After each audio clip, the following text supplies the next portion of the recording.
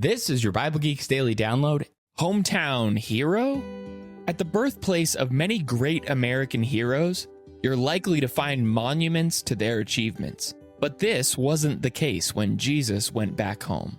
In Luke chapter 4, verses 16 and 22, we read, "And he came to Nazareth where he had been brought up, and he stood up to read. And all spoke well of him and marveled at the gracious words that were coming from his mouth. And they said, 'Is not this Joseph's son?'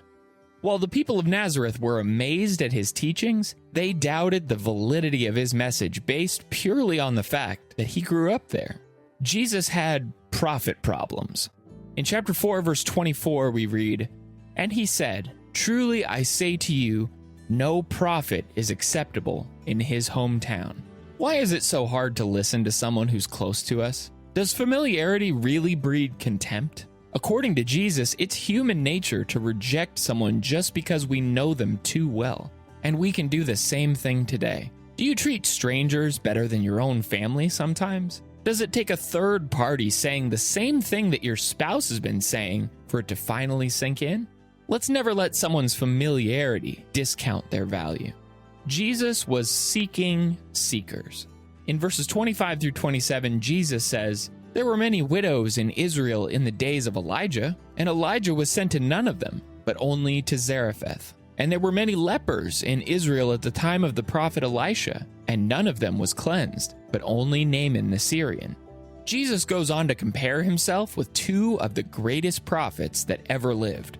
Imagine how that must have made their blood boil. But his point was, sometimes those seeking help will receive it over those who would reject it. And moving on is exactly what Jesus told his disciples to do when they encountered opposition in Luke 9, verse 5. So if we truly want help, let's be open to receiving it.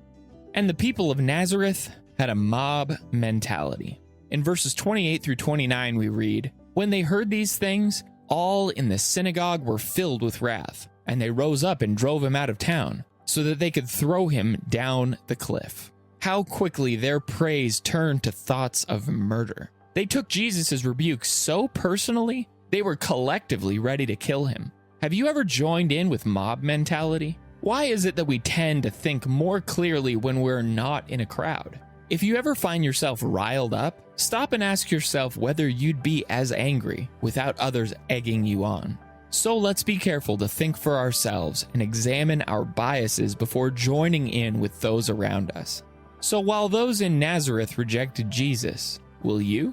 Acknowledge him today as the perfect prophet, seek his counsel, and come to your own conclusions about him through the study of his word.